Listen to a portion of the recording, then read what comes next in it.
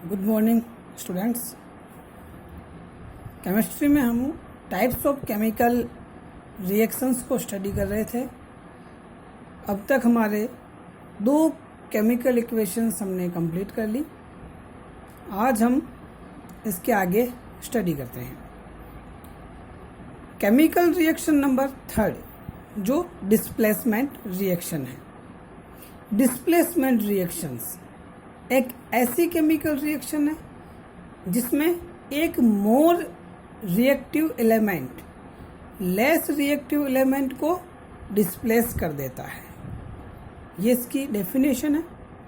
A chemical reaction in which a more reactive element displaced the less reactive element from their salt solution is called displacement reaction।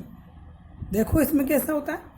For example कोई substance है AB, अगर ये react करेगा C से तो ये C अगर इससे मोर रिएक्टिव है तो ये इस A को डिस्प्लेस कर देगा और B के साथ ये बॉन्डिंग करेगा।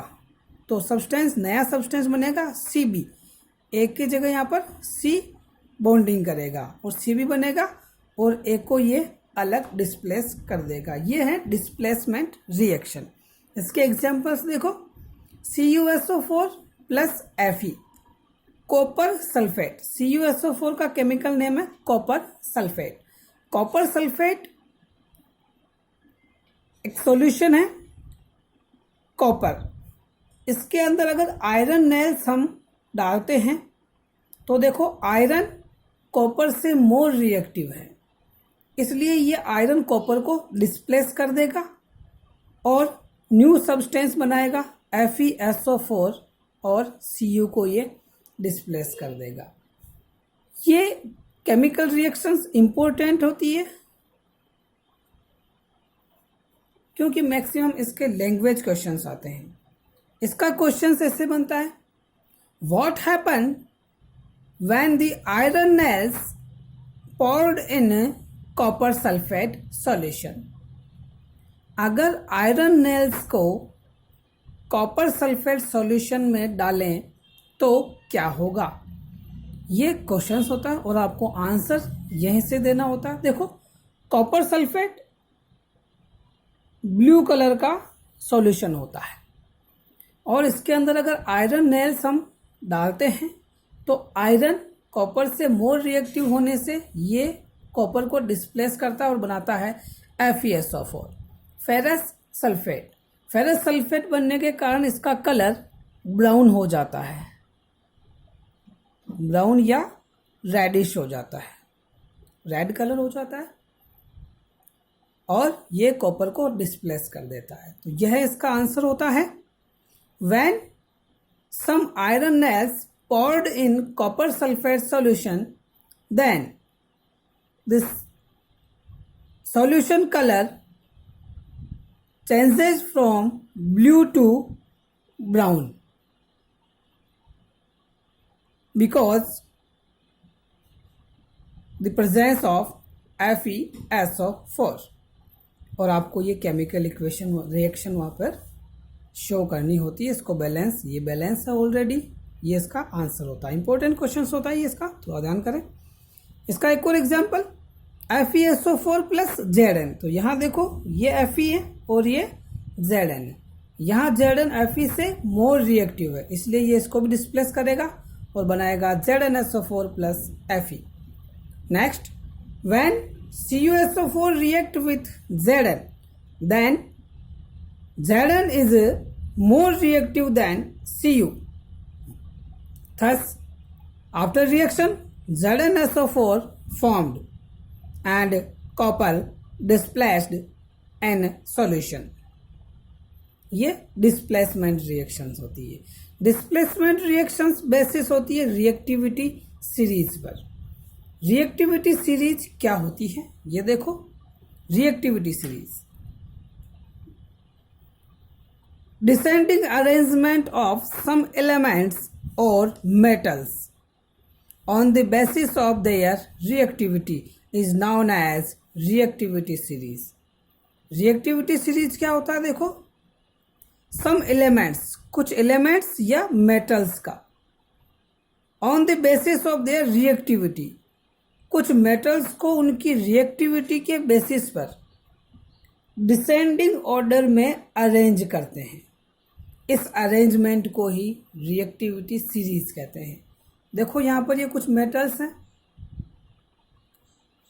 Potassium, sodium, calcium, magnesium, aluminium, zinc, iron, PB, lead, hydrogen, copper, hydrargyrum, mercury, argentum, silver, aurum, gold. ये मेटल्स हैं, इनको उनकी रिएक्टिविटी के बेसिस पर डिसेंडिंग ऑर्डर में अरेंज करते हैं। इसी अरेंजमेंट को, इसी सीरीज को ही रिएक्टिविटी सीरीज कहते हैं। इस सीरीज में जो मेटल्स पहले आ रही हैं वो मोर रिएक्टिव मेटल है, और जो बाद में आ रही हैं वो लेस रिएक्टिव मेटल हैं। It means potassium is more reactive than sodium, and sodium is more reactive than calcium, and calcium is more reactive than magnesium. Magnesium is more reactive than aluminium. Aluminium is more reactive than Zn. Clear? ये reactivity series है। Next, number 4, double displacement reaction. A type of chemical reaction in which both reactants displaced each other in their solution is called double displacement reaction. Double displacement reaction displacement reaction के same होती है, but इसमें दोनों एक साथ, दोनों element एक दूसरे को डिस्प्लेस कर देते हैं। देखो यहाँ पे, जैसे ए बी और सी डी, ये दोनों रिएक्शन करते हैं। इस रिएक्शन में ए बी के साथ जुड़ा हुआ है और सी डी के साथ है। डबल डिस्प्लेसमेंट रिएक्शन में क्या होगा?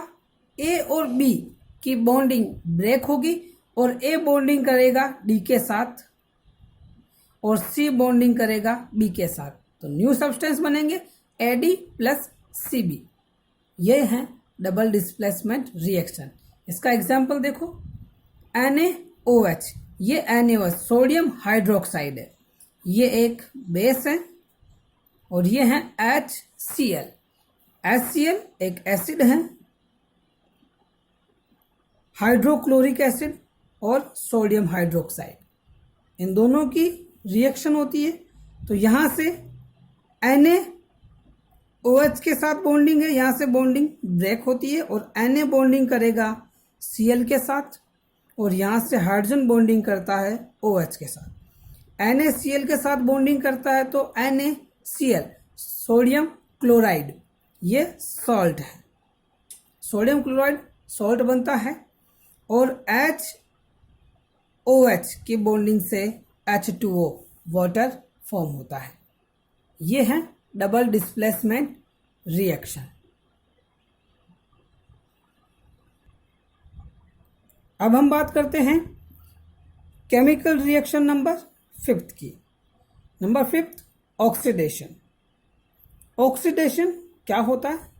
देखो इसकी simple definition, a type of chemical reaction in which an element or substance reacts with oxygen is called oxidation. एक ऐसी केमिकल रिएक्शन जिसमें कोई भी एलिमेंट या कोई भी सब्सटेंस ऑक्सीजन से रिएक्ट करता है। अगर कोई सब्सटेंस ऑक्सीजन से रिएक्ट करता है तो इसको ही ऑक्सीडेशन कहते हैं। ये सिंपल डेफिनेशन है। इसके अलावा ऑक्सीडेशन डिफरेंट टाइप से हो सकता है। देखो ये ऑक्सीडेशन, ये सभी इसकी डेफिनेशंस हो सकती है। एक ऐसी केमिकल रिएक्शन जिसमें किसी एलिमेंट के साथ अगर ऑक्सीजन ऐड हो रही है, ये एरो, इट मीन्स एडिंग। अगर ऑक्सीजन ऐड हो रही है तो इसको भी ऑक्सीडेशन कहेंगे। ऑक्सीजन नेगेटिवली चार्ज एटम है, इसलिए ऑक्सीजन जुड़े या कोई दूसरा नेगेटिवली चार्ज एटम उसके साथ जुड़े तो भी ये ऑक्सीडेशन ही होगा। यहां से एक नई डेफिनेशन इसकी, a chemical reaction in which adding of oxygen or any negatively charged atom, oxygen या एनी नेगेटिवली चार्ज एटम की एडिंग, इसको ऑक्सीडेशन कहेंगे। और लॉस ऑफ हाइड्रोजन और loss of any positively charge atom,